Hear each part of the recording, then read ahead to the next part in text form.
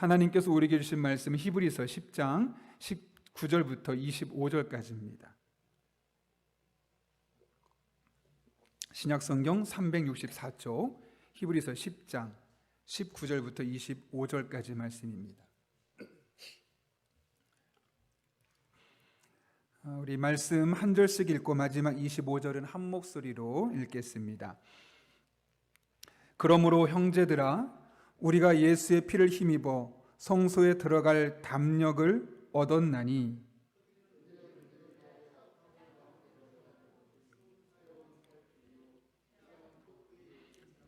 또 하나님의 집 다스리는 큰 제사장이 계심에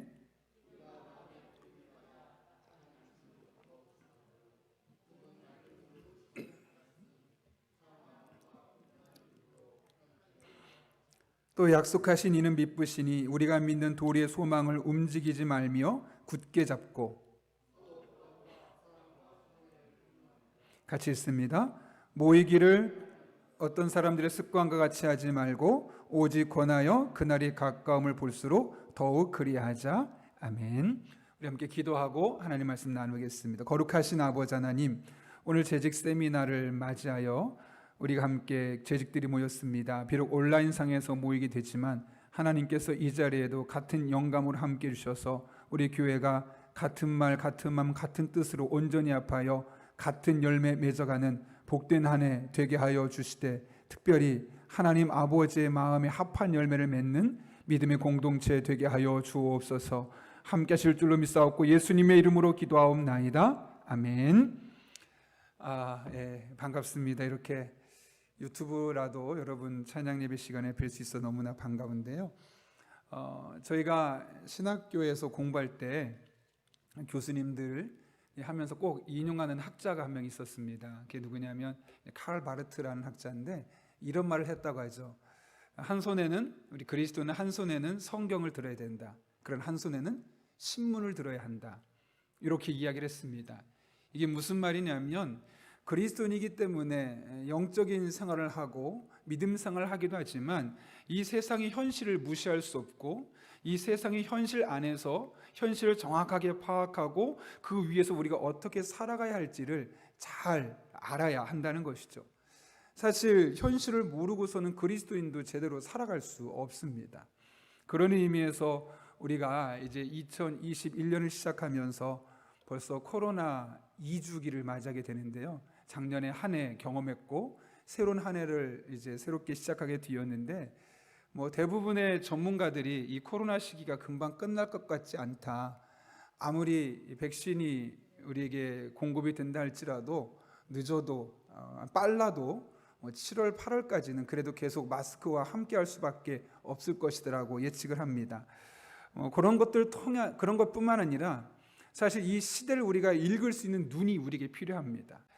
저희가 처음에 코로나가 딱 팬데믹이 작년에 생기면서 학교에서 공문이 왔는데 어떤 공문이 왔냐면 이제 온라인으로 수업을 하게 되면 이제 멀티미디어 이 기계가 부족할 텐데 집에 노트북이 없으면 노트북을 빌려주겠다 혹은 태블릿을 빌려주겠다가 아니라 스마트폰이 있는 사람들은 스마트폰도 또 하나의 기계라고 생각하는 겁니다. 그러니까 아이들이 집에서 수업을 요만한 스마트폰으로 보고 있는 겁니다.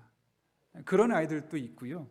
상황에 따라서 경제적으로 여유 있는 집 같은 경우는 태블릿이나 노트북을 보고 좀 여유 있게 큰 화면으로 제대로 볼 수 있는, 사실은 똑같은 시간에 앉아있지만 교육의 질도 달라질 수밖에 없는데 그게 교육의 질뿐만 아니라 예배도 마찬가지죠. 집에서 요만한 스마트폰으로 예배를 보는 사람과 어떤 사람은 태블릿이나 노트북으로 보는 사람과 어떤 분은 TV로 와이파이를 연결해서 볼 수 있는 분, 이게 똑같은 예배 같지만 사실 온라인 예배도 어떤 것으로 참여에 따라서 조금씩 달라질 수 있는 거죠. 그런 맥락에서 사실은 일반적인 이야기가 아니라 사실 교회 안에도 아주 밀접하게 연관되어 있는 부분들입니다. 저런 큰 흐름을 우리가 몇 가지를 이제 파악을 했으면 좋겠고요.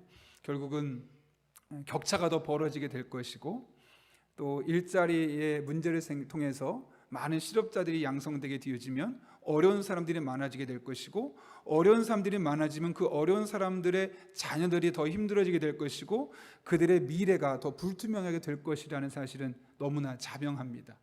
그런 의미에서 교회는 지금 이 순간만 볼 것이 아니라 이 팬데믹과 팬데믹으로 말미암아 양산될 그 다음 세대 아이들의 경제적인 부분과 지적인 부분과 영적인 부분까지 함께 고려할 수 있어야 되는 것이죠. 그런 측면에서 우리가 한번 좀 길게 넓게 보았으면 좋겠다는 생각이 듭니다. 아울러서 이제 잠깐 PPT를 보려고 하는데요. 이게 이 디지털 시대에 과연 우리 그리스도인들이 어떤 삶을 살아야 할 것인가, 특별히 이 비대면과 대면 사이에서 나의 예배 생활과 또 예수 믿지 않는 이들과의 관계는 어떻게 해야 될 것인가, 이런 측면에서 우리가 잠깐 살펴보려고 합니다. 주지 바나라는 아주 유명한 분이 있습니다. 이런 리서치를 하는데 그냥 우리처럼 구글 보내주고 받으면은 제대로 안 해주니까 한번 설문조사할 때마다 돈을 줍니다. 보통 $20, 꽤 많이 주죠. 2만 원, 3만 원 이런 정도 돈을 주고 설문을 제대로 받는 거죠. 그렇게 해서 이번에 만들어낸 결과인데요. 사실 한국 교회는 이런 결과가 아직 나와 있지 않습니다. 그래서 미국 교회에서 만들어놓은 그런 책이 이번에 책이 하나 나와서 그런 자료를 토대로 좀 번역하고 또 아는 분과 통해서 이렇게 자료를 얻게 되었는데요. 이 부분에서 잠깐 여러분과 함께 살펴보려고 합니다. 성경 말씀은 마지막 부분에 제가 보려고 하고요. 한번 PPT 보시게 되면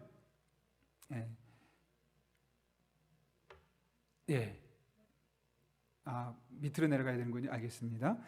이 디지털 개방성이라는 게 있습니다. 우리가 잠깐 이 부분은 제가 길게 설명하지 않고 짧게 그냥 이렇구나, 요즘 추세가 이렇구나, 이런 정도 알려고 하는 거니까요. 그러니까 얼마나 많은 사람들이 이 디지털 시대, 멀티미디어 시대에 마음이 열려 있느냐, 아니면 약간 패스되어 있느냐, 5가지 지표가 있는데 이 중에 2가지를 내가 난 이 2가지가 내 생각과 비슷해, 그러면 나는 좀 디지털 개방성이 좀 낮다는 거고요. 3가지 이상은 그 좀 열려 있는 분들, 그런 세대라는 겁니다. 이런 내용들, 첫 번째는 온라인 예배, 교회 예배 참석의 가치를 본다는 거. 그 온라인 예배도 참 귀중하다. 2번째로는 코로나19 이후에 교회가 영적 형성, 제자와 목적을 위해서 디지털 자원을 계속 활용해야 된다. 코로나가 끝나고 나도. 3번째로 코로나 이후 교회가 사람들을 모으기 위해서 디지털 자원을 사용해야 한다. 모은다는 표현이 좀 애매할 수 있지만 기존에 있던 성도들도 다시 교회로 모일 수 있고 또 예수 믿지 않는 사람들도 교회에 올 수 있게끔 하는 그런 측면에서 말하는 겁니다. 4번째는 하이브리드 또는 주로 교회를 위한 디지털 모임이 코로나19 그들의 생활 양식에 가장 잘 맞을 것이라고 생각한다. 이 하이브리드는 말 그대로 2가지 병행한다는 겁니다. 옛날에는 그냥 와라. 또 교회 안에서 모든 것이 이루어졌지만 이제 앞으로는 모이는 것과 온라인하는 것을 병행하는 것이 훨씬 더 앞으로 세대에 맞을 것이다 라고 생각한다는 거죠. 5번째, 익숙하지 않은 새로운 종류의 온라인 모임에 나는 참석할 수 있다. 그런 마음의 가짐이 있다라는 거죠. 이 5가지 중에 3가지 생각이 있으면 그래도 이 온라인에 대해서, 이 디지털 시대에 대해서 좀 개방성, 마음이 열려 있는 거라는 거죠. 여러분 어떤 것 같습니까? 계속해서 이제 그 다음 번을 보게 되면 디지털 시대 우리가 전도에 대한 부분 한번 살펴보려고 하는데요. 교회 시인자들, 우리 성도들이 이 디지털에 대해서 어떤 생각 갖고 있는지, 정기적으로 교회 출석하는 교인들이 약 52%는 온라인에서 다른 사람과 믿음을 나누는 것도 매우 중요하다 정도로 생각하고 있고요. 그 중에 또 절반은 디지털 방식으로 비교인들과 비기독교인들과 함께 신앙을 공유할 수 있는 도구를 제공받거나 코치를 받고 싶어 한다. 이게 무슨 말이냐면 이제 만날 수 없는 시대에 예수 믿지 않는 사람들을 만나야 되는데 내가 어떻게 될지 모르겠어. 교회에서 방법 좀 알려주세요. 여러 가지 컨텐츠를 제공해 주세요. 그럼 내가 그거 활용해 볼게요. 적어도 교인 중에 50% 이상은 그런 생각을 갖고 있다는 거죠. 그럼 이따 뒤쪽에 가면 그 50%는 도대체 누구일까가 나오게 되는데, 자, 어찌되었든 이런 의식이 있다는 거고요. 근데 한편으로는 또 반대 측면도 있습니다. 이거에 대해서 약간 부정적으로 생각하는 면이죠. 45%의 비기독교인들은 뭐 페이스북이라든가 인스타그램이라든가 뭐 이런 다양한 미디어를 통해서 혹은 유튜브에서 이 기독교를 접하는 것에 대해서 부정적으로 느끼는 사람이 약 40%, 45% 정도가 있다는 거죠. 그럼에도 불구하고 정기적으로 출석하는 기독교인의 30%는 온라인보다는 직접적인 관계를 통해서 믿음을 나누기 원한다. 3분의 2, 그러니까 한 66% 정도는 온라인도 좋지만 난 모이는 게 좋아, 대면, 페이스 투 페이스 이게 더 좋아, 이렇게 생각하는 사람들이 훨씬 더 많다는 거죠. 그러니까 어떻게 보면 이 좀 전에 앞에 있었던 이 부분은 어쩔 수 없는 이 상황에서, 이 디지털 시대에서 우리도 어차피 예수 믿지 않는 사람도 만나야 되고 믿는 사람도 서로 교제해야 되고, 그렇다면 그 방법 좀 가르쳐 주세요 라는 수능의 측면이라면, 이거는 그래도 우리는 그래도 만나는 게 좋고, 이런 좀 약간의 바라보는 차이점이 있다는 것이죠. 계속해서 우리가 한 가지 살펴볼 것은, 근데 그럼에도 불구하고 한국교회 이야기는 아닌데요, 정기적으로 출석하는 기독교인의 40%는 온라인 예배에 믿지 않는 사람이든 혹은 믿었다 실족한 사람이든 자꾸 그 사람들을 초대하고 있다는 거죠. 그러니까 사실은 지금 온라인 예배인데 내 예배만 잘 드리는 것이 중요해를 넘어서서 어쩌면 이 시대 복음이 더 필요한 시대 아니겠습니까? 이러한 때 믿지 않는 사람들에게 더 예배를 함께 드릴 수 있도록, 혹은 좋은 강의가 있으면 들을 수 있도록 링크를 보내준다든가 해서 초대하는 그런 일이 있을 수 있다는 것이죠. 실제로 제가 최근에 한 분을 만나게 되었는데, 우리가 지난해 12월 25일 날 성탄절을 맞이하면서 블레싱데이 하지 않았겠습니까? 그래서 교회에서 전도 대상자분들에게 자그마한 선물이라도 하면서 좀 부족한 부분은 본인이 좀 보태서 초청할 수 있게끔 하자라고 했을 때, 한 부부 같은 경우는 교회에서 10,000원을 줬는데 두 부부가 커피 한 잔씩 마시고 조각 케이크 하나씩 먹으려면 10,000원 갖고는 안 되고 한 15,000원 뭐 요 정도 이상이 되더라. 그래서 그 부부한테 그 쿠폰으로, 뭐 요즘 카카오톡으로 보낼 수 있으니까 그거 커피 2잔에 그 조각 케이크 한 세트 된 거 10,000원짜리를 보내주면서 그 뒤에 우리 교회 이번에 이런 예배 있으니까 한번 와보라고 하라고 하고 카톡을 또 보냈다는 거죠. 이런 식으로 이제 우리가 다양한 방법으로 예수 믿지 않는 이들에게도 그렇게 복음을 전할 수 있는 있어야 되고, 또 실제로 그렇게 하는 사람들이 정기적으로 출석하는 기독교인의 한 40%는 그렇게 하고 있다는 거죠. 한국 교회도 사실은 이 부분에 대해서는 좀 경각심을 갖고 따라할 필요가 있습니다. 그 다음 부분에 보게 되면요, 이거는 우리가 보게 되면 1년 동안, 지난해 1년 동안 친구나 가족과 기독교에 대해서 디지털에서 토론을 한 비기독교인 중에 거의 90%가 그래도 기독교인들과 대화가 좀 잘 되었다. 그러니까 사실은 이렇게 해서 영상을 넘겨주거나 링크를 걸어줬을 때 처음에 반대하는 사람들이 45%였지만 또 오히려 그거에 대해서 긍정적으로 생각했던 55%의 사람들은 긍정적인 생각이 약 90%의 생각을 갖고 있었다는 거죠.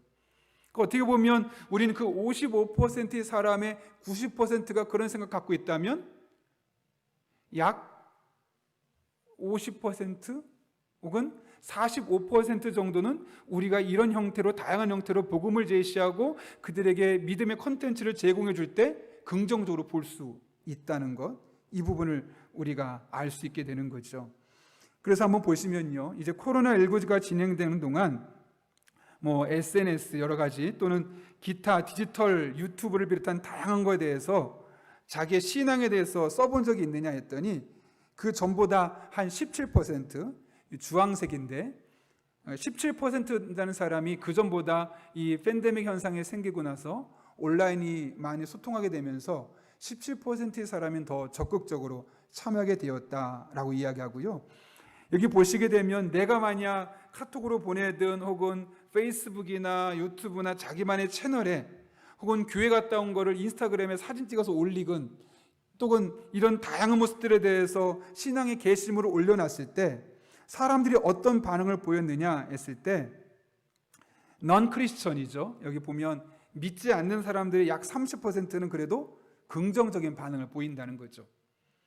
그러니까 우린 그러면 목사님, 그럼 그 뒤에 45%는 부정적인 반응을 보이는 거 아닙니까? 라고 해서 포기할 수도 있겠지만 아까 좀 전에 이야기했던 것을 기억해야 됩니다. 저 30%의 사람은 그 30% 사람이 90%의 긍정적인 감정을 갖고 접근하고 있다는 거죠. 그러니까 3분의 1이 되는 사람이 기독교의 계시물에 대해서 이런 때일수록 더 긍정적으로 생각하는데 그 사람들의 마음속에 이미 그 30%의 마음의 사람들은 훨씬 더 긍정적으로 교회를 바라보고 그런 신앙적인 것들을 바라보고 있다는 거죠. 이 부분에 대해서 보시면 전 이 부분이 좀 중요하다고 생각하는데요. 이 커뮤니케이션 부분에 있어서 내 믿음에 대해서 온라인에 게시하는 것은 다른 사람과 믿음을 나누는 매우 중요한 방법이다 라고 했을 때 처치드 크리스천이라는 건 뭐냐면 교회에 잘 다니고 있는 그리스도인의 약 52%는 사람들한테 서로 다른 사람과 소통할 수 있는 아주 좋은 기회가 된다라고 생각하고 36%는 글쎄 나는 그렇게 생각하지 않아 12%는 잘 모르겠는데 이렇게 생각한다는 거죠. 근데 재미있는 게 있습니다. 요 밑에 보시면 요 세 가지가 있죠. 처치드 크리스천 제너레이션 G라고 되어 있죠. 그러니까 Z세대입니다. 그리고 바로 밑에는 우리가 아는 M세대, 밀레니엄 세대라고 그러고 또 그 밑에는 X세대라고 말합니다. 그 맨 아래는 베이비 부모 세대라고 그러죠. 이렇게 세대별로 너무나 많은 차이가 있다는 거예요. 보시면 좀 쉽게 표현하면 G세대, Z세대는 한 20대라고 보시면 됩니다. 그리고 밀레니엄 세대는 30대라고 보시면 되고 X세대는 40대라고 좀 단순화시켜서 보면 그리고 밑에 있는 베이비 부머 세대는 50대 중후반부터 60대 앞에까지 이제 더 서게 되겠죠. 똑같은 상황에 대해서 전혀 생각이 다릅니다. 나이가 좀 있으신 분들은 50대 이런 분들 50대 60대 되시는 분들은 온라인으로 서로 소통하는 거는 그렇게 별로 나한테 좋지 않아 이렇다는 거죠. 긍정적으로 생각하는 사람이 24%, 부정적으로 생각하는 사람이 58%, 거의 60%가 그렇게 생각한다는 거죠. 그런데 여러분, 젊은 세대로 갈수록 우리 청년들이나 30대 우리 지금 영아부, 유치부의 학부형이라든가 이런 분들은 특징이 뭐냐면 온라인을 통해서 다른 사람과 믿음을 나누는 것이 중요하다. 청년은 67%, 재밌는 건 30대 정도 되는 분들이 거의 69, 70% 정도가. 그러니까 20대, 30대는 거의 70% 정도는 온라인을 통해서 서로 소통하고 온라인이 아주 중요한 것들이 자리 잡고 있다는 거죠. 40대도 약 60% 되는 사람이 이 온라인을 가지고 서로 소통하는 게 크다는 겁니다. 그런데 50대 이후로는 24%, 벌써 여기서 2배 이상, 최소 2.5배에서 3배 정도까지 차이가 나는 것을 보게 됩니다. 제가 이것을 보여주는 이유는 내가 가진 생각과 우리 다음 세대와 젊은 사람들의 생각이 많이 다를 수 있다는 사실을 우리가 인지해야 되는 겁니다. 옛날에 이랬어, 난 지금까지 이래왔어, 너무너무 중요하죠. 그런데 여러분, 우리가 이 시대를 살아가고 있지만 그 다음 세대를 우리가 품지 않는다면, 이 다음 세대라고 말할 때 40대, 30대, 20대 혹은 더 나아가서 10대, 아마 10대는 67%, 70%를 넘어서지 않을까라는 생각을 하게 됩니다. 이런 이해를 적어도 우리 교회 재직들이 된다면 갖고 있는 게 좋지 않을까라는 부분이고요. 디지털 대화 가운데 나는 덜 판단된다고 느낀다. 이 부분은 크게 중요한 게 아니니까 제가 넘어가려고 합니다. 여기도 보시면 직접 만나는 것보다 온라인으로 이야기하는 것에 대해서 나는 더 좋다라고 생각하는 게 사실 거의 반반입니다. 그러니까 여기는 이런 온라인으로 모이는 거나 오프라인으로 모이는 거나 정치나 종교에 대한 이야기에 대해서 믿음을 나누는 것에 대해서 또 반반으로 생각하고 있다는 거죠. 그렇다면 만약에 나는 지금 디지털 또는 대면 환경 속에서 영적인 대화에 참석하고 싶습니까? 라고 물었을 때 대부분의 성인들이 보았을 때 대면에서 참석할 때 50, 여기 보시면 대면하는데 참석하겠다는 55%, 그 다음에 나는 디지털로 하는데도 괜찮다. 그럼 17%. 크리스천들은 조금 더 큽니다. 크리스천은 64%가 대면을 더 좋다는 거죠. 물론 비대면도 당연히 18%로 높아 있습니다. 그럼 여기 니더는 뭐냐면 둘 다 아니다. 나는 만나는 것, 그러니까 오프라인에서 만나는 것도 싫고 온라인에서 만나는 것도 싫다. 이게 28%라는 거죠. 어찌됐든 대부분이 이런 생각 갖고 있는데 크리스천이 조금 더 이 대면을 훨씬 더 많이 요구한다는 거죠. 그러면 비그리스도인들은 어떠냐? 비그리스도인들은 둘 다 싫다가 50%. 사실 아직까지 이 비그리스도인들은 기독교에 대해서 마음이 많이 열려있지는 않은데, 근데 그럼에도 불구하고 거의 절반 정도는 한 번쯤 관심이 있다라는 측면에 비그리스도인들도 생각하고 있다는 거죠. 그러니까 사실은 우리가 예수 믿지 않는 사람들이 우주를 무조건 거부하는 것처럼 보이지만 그래도 한 절반 정도는 저렇게 열린 마음으로 바라보고 있다는 것을 우리가 보고 있는 거죠. 자, 그 다음 이것은 뭐냐면 내가 디지털로 뭔가 교인들과 소통하거나 믿지 않는 사람과 소통하고 싶은데 방법을 모릅니다 라고 말했을 때 좀 도움을 받고 싶다라는 것들이 당연히 이것도 지금 연령별로 보면 20대, 30대, 40대, 5, 60대가 다릅니다. 그러니까 사실은 교회가 이런 미디어 쪽이라든가 이 디지털 쪽으로 조금 더 집중적으로 약간의 투자가 필요한 이유가 바로 여기 있는 겁니다. 물론 5, 60대 우리 성도분들은 비대면도 좋고 대면도 좋지만 이 젊은 세대로 갈수록 이 비대면 상황 속에서 이 오프라인, 이 디지털 방식을 통해서 좀 더 도움을 받고 싶어하는 경향이 크기 때문에 그런 부분을 우리가 간과할 수 없는 것이고, 결국 우리가 다음 세대 아이들을 책임지려면 그 다음 세대들의 아이들의 부모님들에게 우리가 저런 부분을 통해서 접근해야만 하는 것이죠. 심지어 작년에 어떤 일이 있었냐면, 물론 우리 교회도 연말에 그 교사 교육을 하면 부모 교육을 하면서 아동부, 영아부 유치부 부모를 대상으로, 아동부 부모를 대상으로, 중고등부 부모를 대상으로 온라인으로 이렇게 줌으로도 하고 유튜브로도 강의를 했었습니다. 실제로 그때 오셨던 한 그 사모님이 뭐라고 말씀하셨냐면 한 교회에서는 그 강의를 30분씩 4번으로 녹화해달라. 그래서 그 녹화된 것을 부모님들한테 한 주 한 주 젊은 부모님들에게 보낼 수 있도록 그렇게 해달라. 사실은 그거는 원래 예산에도 없었던 거였지만 이 팬데믹 상황에서 만날 수 없는 상황에서 그런 부모들이, 젊은 부모들이 아이들을 잘 교육할 수 있도록 만들어줘야 되는데 스스로 할 수 없으니까 그런 좀 좋은 강사분을 모셔서 4번의 강의를 만들어서 1회, 2회, 3회, 4를 보고 마지막에 숙제를 주고 피드백을 받게 하는 그런 방식을 통해서 교육을 하니까 유익하더라라고 이야기를 했다는 것이죠. 저는 저것이 비단 그 젊은 부부들뿐만 아니라 우리에게도 마찬가지라고 생각합니다.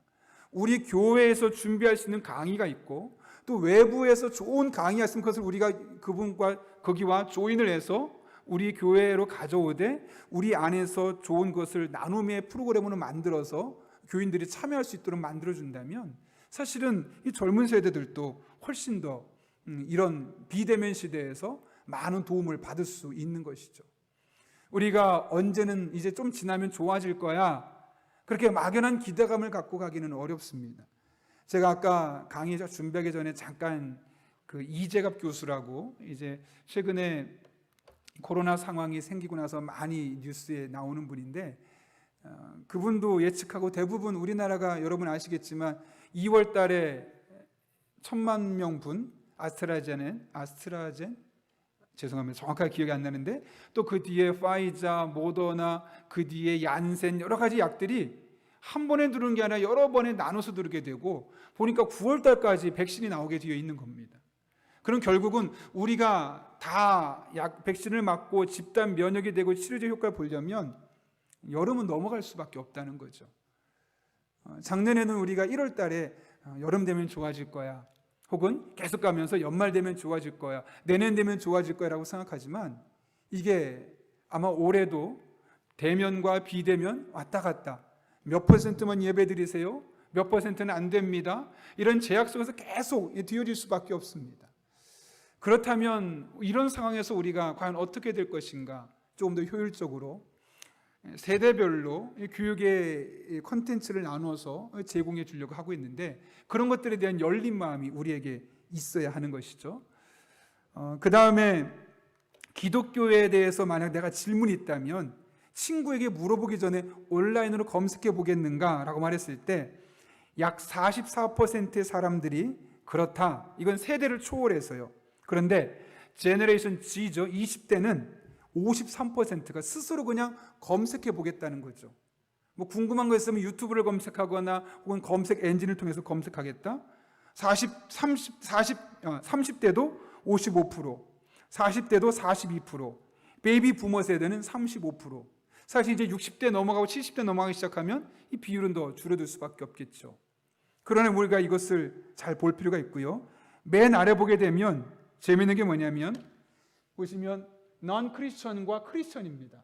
그러니까 기독교인과 비기독교인이 있는데 둘 다 궁금할 때 온라인으로 찾아보겠느냐?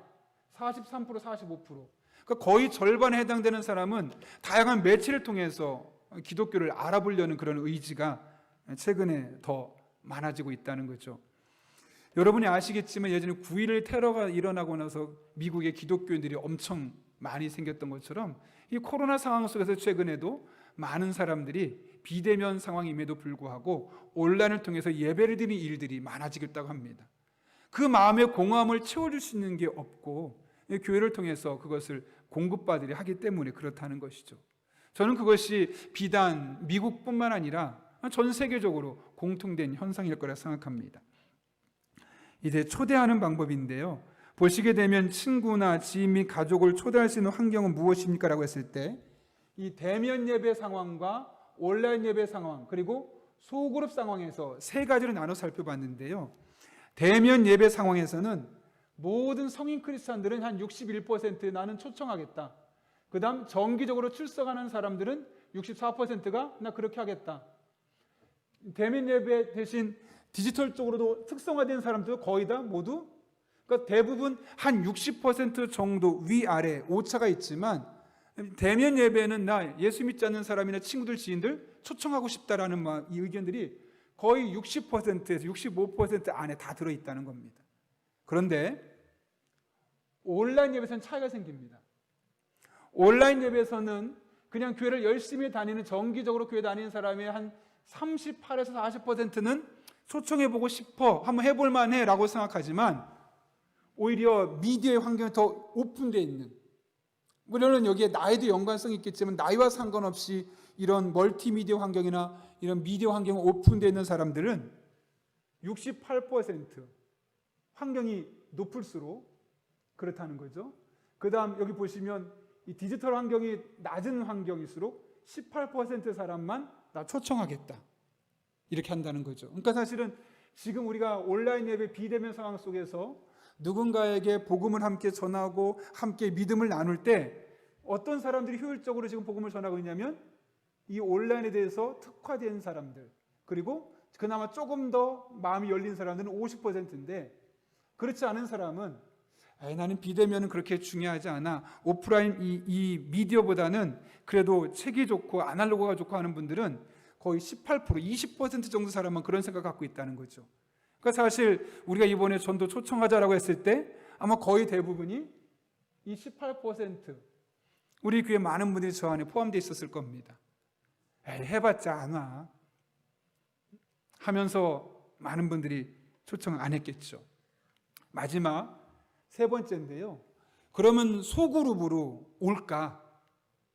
소그룹을 초청했을 때 이 사람들이 올까 했을 때 많은 분들이, 대부분의 그리스도인들이 20%, 10명 중에 2명 정도만 그래도 한번 초청할 수 있을 것 같아. 소그룹에서라도 한 2명 정도만, 100명에 20명 정도만. 근데 그 중에서도 이건 비슷합니다. 그러니까 사실은 미디어 상황이든 미디어를 잘 안 쓰든 지금 소그룹이 지금 잘 된다는 얘기 안 된다는 이야기예요. 20% 사람만 소그룹의 중요성을 생각하고 소그룹으로 모이려고 하고 소그룹에 누군가를 초청하려고 한다는 거죠. 그 사실은 이 줌으로 오이코스 모임을 한다든가 줌으로 구역 모임을 하는 것은 잘 될까 안 될까요? 잘 안 된다는 이야기예요. 그럼 어떻게 될까요? 손 놓고 있어야 될까요? 온라인 상황에서 할 수 있는 방법들은 하되 온라인에 참여하지 않는 80%의 사람들을 우리가 이 비대면을 대면으로 전환한다든가, 예를 들면 다 모이기 힘들면 1대1로 전환하고 이런 여러 가지 연결고리들을 만들어가고, 그런데 사실 중요한 것은 이것들을 여러분들이 너무 바빠서 하기 힘드니까 올해부터 우리 교회에서 그런 것들 좀 제공해 주려고 하는 겁니다. 아까도 보셨던 것처럼 이런 디지털 상황에서 난 도움받고 싶다라는 그런 의견들이 많지 않습니까? 그래서 그런 결국은 줌으로라든가 구글 듀오라든가 할 수 있는 그런 확률적으로는 많아야 25% 정도가 긍정적으로 생각한다는 거죠. 그러니까 어쩔 수 없이 참석하더라도 마음에는 저거 효과가 있을까? 이런 마음들이 있다는 겁니다. 그럼 하지 말아야 되느냐? 아니죠. 그 부분은 제가 이따가 마지막에 가서 설명하도록 하고요.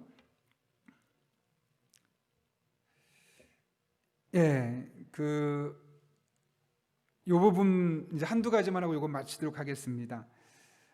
코비드 대유행 기간 동안 지난달 담임 목사님의 설교 중에 하나 이상의 메시지가 믿지 않는 사람들에게 예수님의 제자가 되도록 초대했느냐, 구원의 메시지를 전했느냐 했을 때 한 55% 정도만 했고 나머지는 안 했다라는 거죠.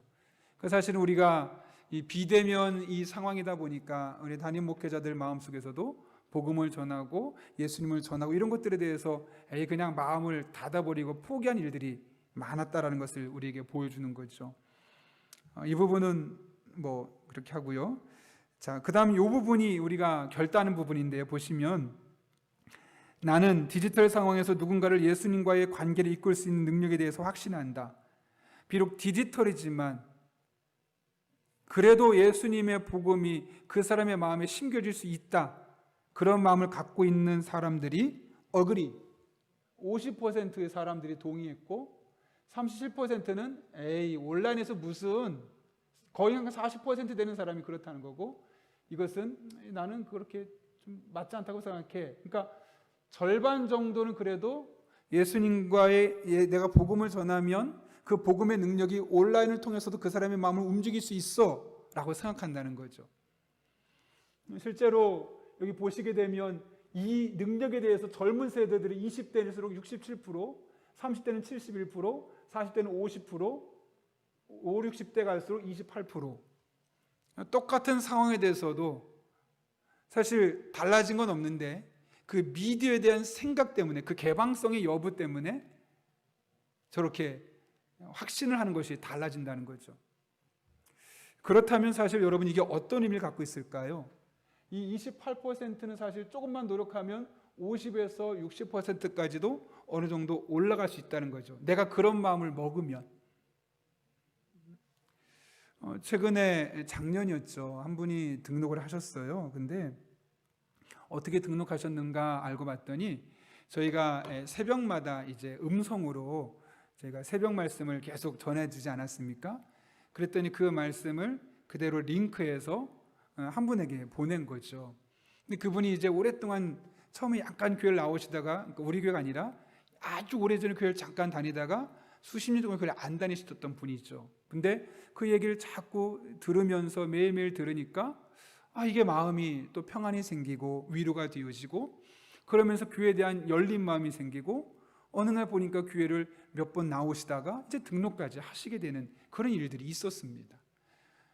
사실 저희가 유튜브로 이렇게 방송을 안 하고 새벽을 음성으로 했던 이유 중에 하나도 누구에게나 쉽게 이렇게 전달할 수 있도록 하는 측면이 컸었고, 실제로 작년에 그 NCD 목사님들 그 대표하는 목사님과 그 교육 전체 했던 이인호 목사님과 여러 가지 이야기들 하는 중에 사실 이 비대면 시대에는 사실 유튜브보다는 음성이 훨씬 더 효율적으로 복음을 전하는 수단이 될 수 있다. 대신 메시지가 짧아야 된다. 뭐 이런 이야기들도 나눴던 적이 있습니다. 어찌되었든 디지털에 대해서, 이 디지털 상황에 대해서 열린 마음을 가진 사람일수록 내가 이걸 통해서 복음을 전할 수 있고 이렇게 복음을 전하게 됐을 때 그 사람의 마음의 문이 열릴 수 있다고 생각하는 경향이 훨씬 더 크다는 거죠. 그렇다면 내가 비록 이 베이비 부머 세대에 속해 있다 할지라도 내 마음의 문을 좀 열고 내가 이것을 적극적으로 활용한다면, 그리고 이것에 능력 있음을 의지하고 믿고 그것을 위해서 기도한다면 이 확률이 조금 더 위로 가파르게 상승하면서 그 사람에게 또 다른 복음을 전할 수 있는 계기가 될 수 있지 않겠습니까? 이제 마치려고 합니다. 이제 앞으로는 하이브리드 시대가 된다고 그러죠. 여러분이 잘 아시는 것처럼 흑사병이 생기고 나서 그냥 단순하게 흑사병이 고치고 해결되고 끝난 것이 아니라 중세 건축물의 구조 자체가 완연하게 달라지지 않았습니까? 그리고 생활 양식을 바꿨고 그 뒤로는 도시로 모여 사는 일들이 많아지게 되었던 것들, 사실은 이런 역사의 한 번에 하나의 전환점이 생기기 시작하면 그렇게 딱 끝나고 과거로 돌아가는 것이 아니라 완전히 또 다른 패턴의 삶의 양식이 나타날 수밖에 없다는 것이죠. 그런 의미에서 사실 우리는 지금 어디에 속해 있냐면 이 하이브리드 교회 시대에 속해 있다는 겁니다. 사실 조금 코로나 전까지만 해도 아무리 인터넷과 미디어가 중요해도 그것의 활용도는 한 30% 정도였다면 이제는 그게 50%, 60% 넘어가기 시작했고요. 훨씬 더 많은 양의 내용들이 이제는 미디어를 통해서 전달되게 될 것입니다. 아마 우리 교회도 어느 정도 성장반 같은 경우 할 때 항상 모여서 했겠지만 이제 더 모이기 힘든 여러 가지 상황을 배려해서 어떤 사람들은 온라인으로 들어가서 스스로가 확인해서 체크하고 숙제 검사하고 마지막에 한두 번 만나고, 사실 제가 신대원 다닐 때, 그럼 벌써 제가 신대원을 졸업한 지가 꽤 오래되지 않았습니까? 2005년에 졸업했으니까요.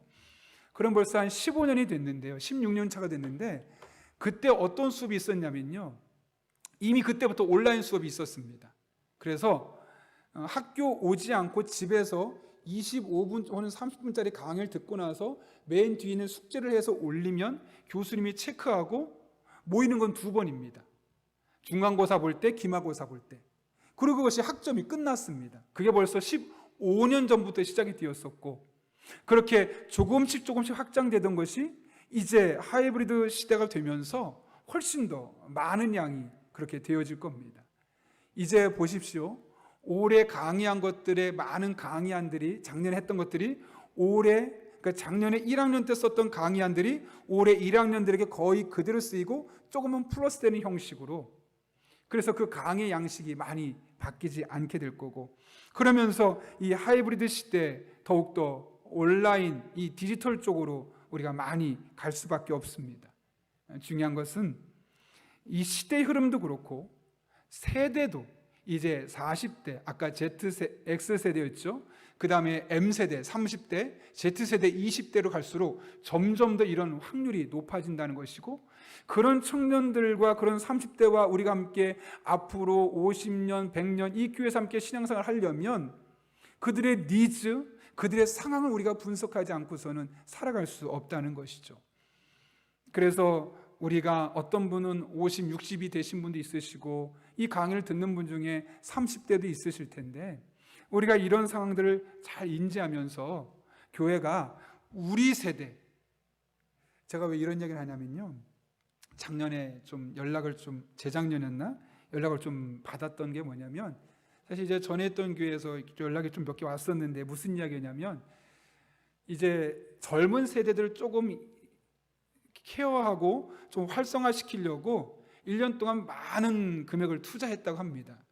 그러니까 연말쯤 돼서 정책당에쯤 되니까 어떤 말이 나오면, 이제 60대, 70대 되신 분들이 왜 쟤네한테만 그러냐고, 우리가 그동안 교회를 많이 세워왔고 헌금도 우리가 더 많이 했고 교회에 더 많은 부분을 기여했는데 우리는 왜 찬밥 인세고 저 젊은 친구들한테만 계속 교회가 관심을 갖고 있느냐.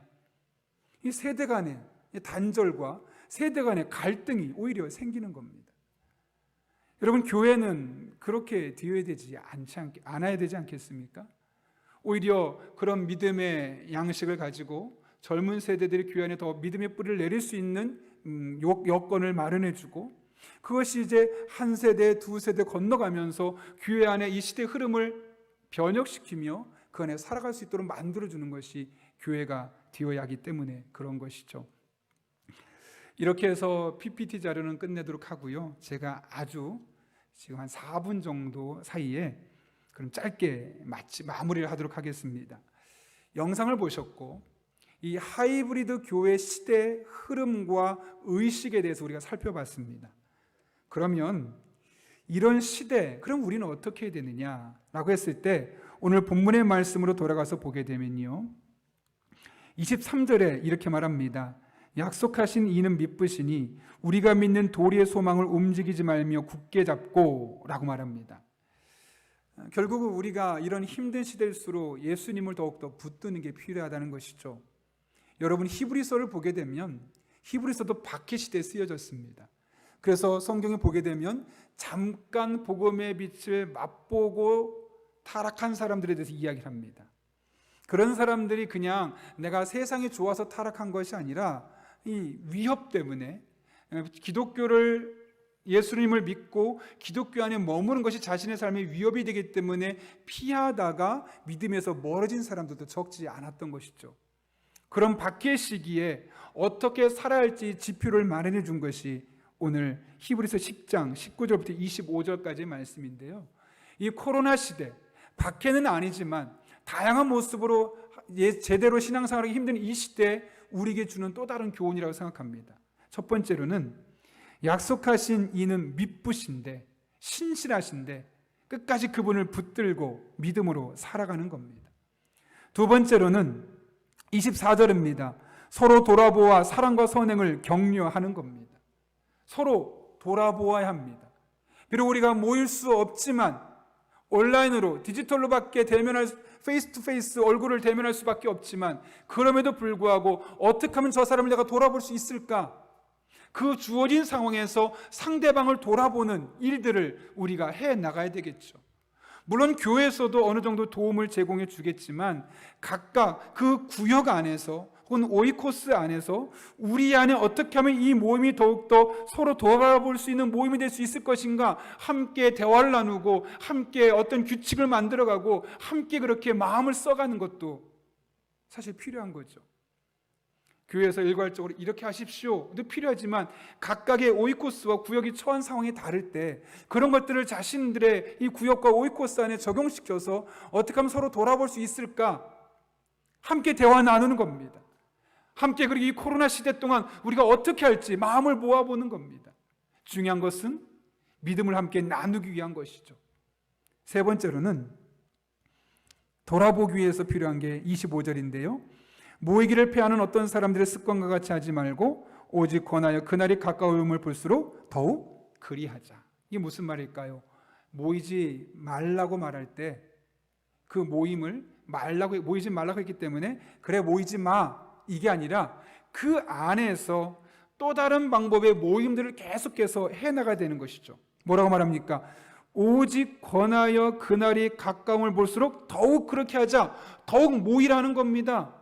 봤기 때문에 모일 수 없는 그 상황에서 더 모일 수 있는, 서로 돌아볼 수 있는 그런 상황을 만들어가고 여건이 허락된 상황 속에서 모일 수 있는 방법을 찾아가고, 그럴 때 우리는 코로나로 인한 이 어려움 시대 상황을 벗어날 수 있게 되는 것이 아니겠습니까? 오늘 재직 세미나를 마치도록 하겠습니다. 좀 딱딱한 부분도 있었을 겁니다. 그러나 우리 그리스도인들은 성경도 봐야 되고 기도도 해야 되고 성령 충만해야 되지만 이 시대의 흐름도 알아야 됩니다. 신문도 봐야 되고 뉴스도 봐야 되고 이 흐름 속에서 우리 그리스도인이 어떻게 방향을 잡고 나아갈 수 있어야 될지를 알아야 되죠. 특별히 이 코로나 시대 상황 속에서 좀 지나면 괜찮아질 거야, 옛날로 돌아갈 거야, 막연한 기대보다는 이 상황 속에서 우리가 어떻게 하면 서로 믿음을 돌아보고 서로 모일 수 있는 상황에서 만날 수 있게 해주고, 그것이 온라인이든 오프라인이든 그렇게 해서 다른 사람의 믿음이 떨어지지 않도록 서로 사랑으로 서로 격려하고 권면하는 그런 일들이 우리 안에 있어야 되겠죠. 아무쪼록 우리 재직 한 분 한 분들이 이 오늘 말씀을 좀 기억하시면서 또 오늘 들었던 것들 기억하시면서 2021년 코로나는 아마 여름까지는 계속 될 겁니다. 그렇다면 그 상황 속에서 우리가 어떻게 하면 내 믿음들 지키는 것 중요하지만 우리 공동체 믿음, 서로 돌아보는 공동체, 또 함께 모이기를 폐하는 공동체가 아니라 그런 여건 속에서 온라인으로 모이거나 1대1로 모이거나 1대2, 3으로 모이거나 이런 모임을 통해서 상대방을 격려해주고 믿음을 세워줄 수 있는 일들을 함께 어떻게 해나가느냐가 이 시대를 극복하고 이 시대 가운데 믿음을 더욱더 세워줄 수 있는 방법이라고 생각합니다.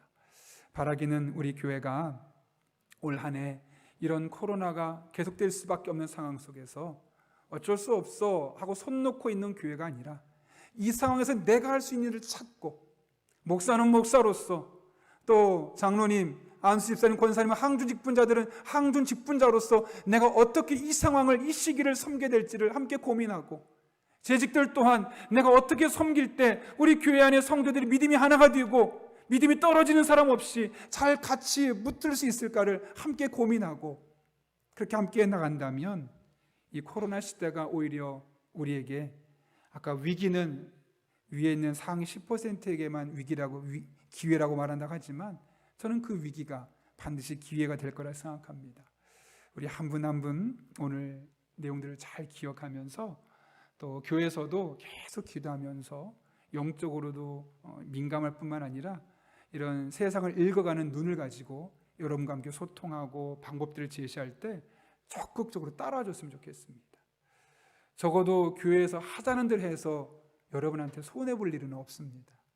교회가 여러분을 이용하려고 있는 것이 아니라 여러분의 믿음을 세워주려고, 여러분이 어떻게든 하나님과 더 가까워지고 여러분이 서로 힘들 때 서로서로의 힘이 되어주는 그런 관계를 맺을 수 있을까?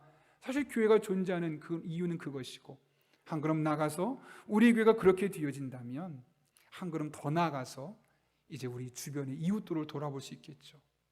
그래서 정말 힘든 이웃들 돌아보고 케어하고 하는 그런 은혜가 올 한 해 우리 교회에 있었으면 좋겠습니다.